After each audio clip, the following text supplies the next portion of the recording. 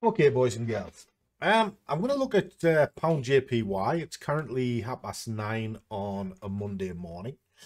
Not a fan of trading on a Monday, but still got to earn your wage, haven't you? So, how can you earn a wage? It's dead simple. Look at the structure of the market. Got a strong drop here. It's come back to where it came from, gone into compression, so it's now pulling against this move and also pulling against that move. And if that's the case, it's going to move down. Okay. What's the 4 hour doing? Well, it's a similar scenario. Up against there, down, caught between two key levels. Take it into hourly.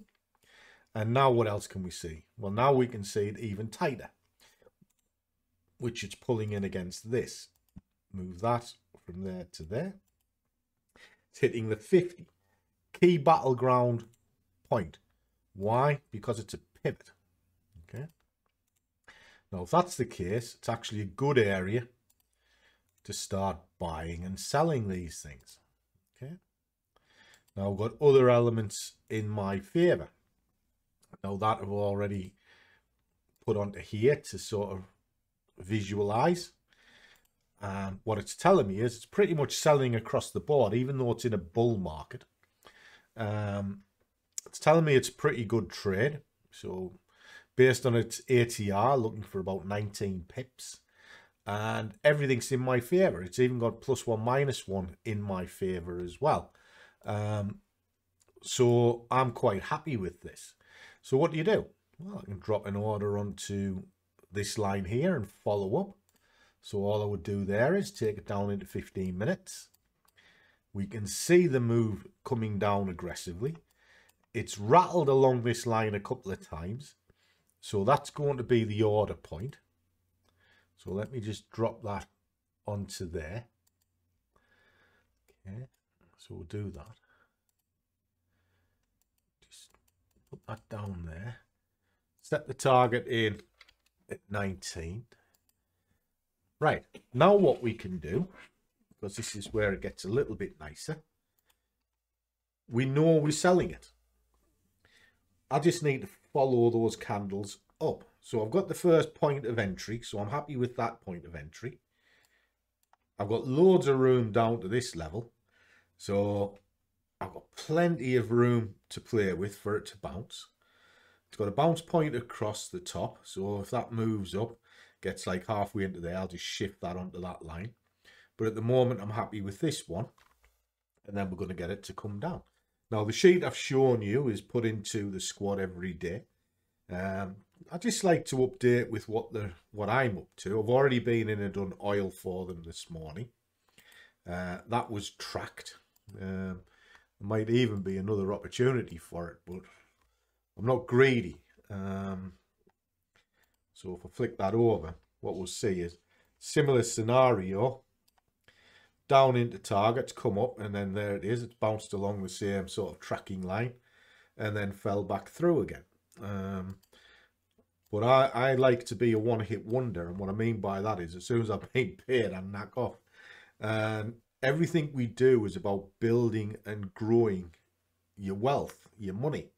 And that's the trick with trading. Trading is not about being in the markets. It's about making your money work for you. And if you take little steps over and over and over, all these little steps build up. And the Vanguard account that you've seen me build was built from scratch. And now it's worth a colossal amount because I constantly bank money and put it into what is essentially a slush fund. And if I need to sort of hydrate an account, in other words, fund it, I can take it from there. But I don't, because I only hold on a broker what I need to service the trade. I don't hold my money in a broker. I hold it in that Vanguard. So when you want to see the size of my trading account, the Vanguard is it. Okay. And then I'll hold whatever I need in here. So this comes in, slams. Now, if I'm wrong, it's probably going to start looking to go back up here. So I'm going to have to bear it all the way up to there, or this black line. So that's going to be the staging points. And I like to do that. You know, it's just my way of doing things. I'm quite happy with that. And I'm happy if I get 50 quid or I get 500 quid. I'm not materialistic on that sense. because if you're chasing money, you've already failed. You failed before you start, because you'll force trade, you'll overtrade, and well, they're normally a certain type of person as well, and I don't want to know that person. So let's see if we can play this out, and we'll get on.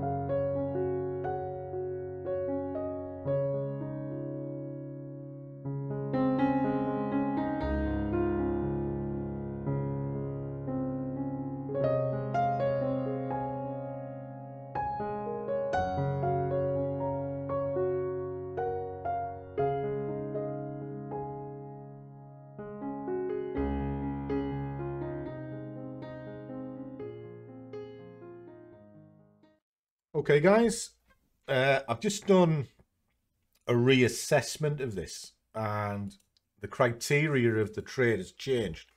It's gone down into kind of a risky, be careful. So what I've done is I've adjusted the target and pulled it. Reason why I do that is very simple.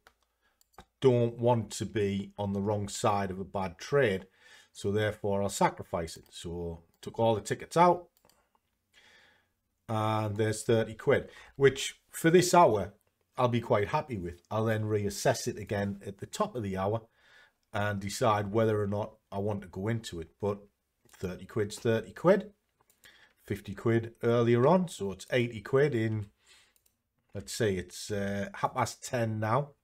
The other one was done earlier, so a couple of hours, 2.5 hours, 80 quid.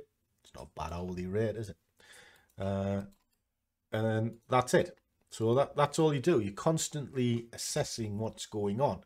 Now, I do it every 15 minutes, every half hour, every hour. And the reason why I do that is just kind of helps monitor the chart. I don't sit on a wing and a prayer. Now, if it slams down, brilliant, it slams down.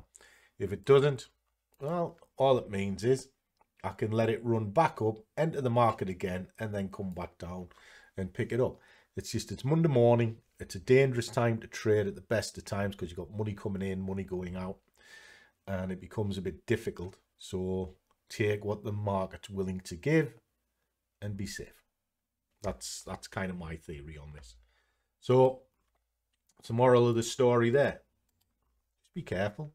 Don't try and force the market, and you'll be fine. All right. Catch you all in the next one.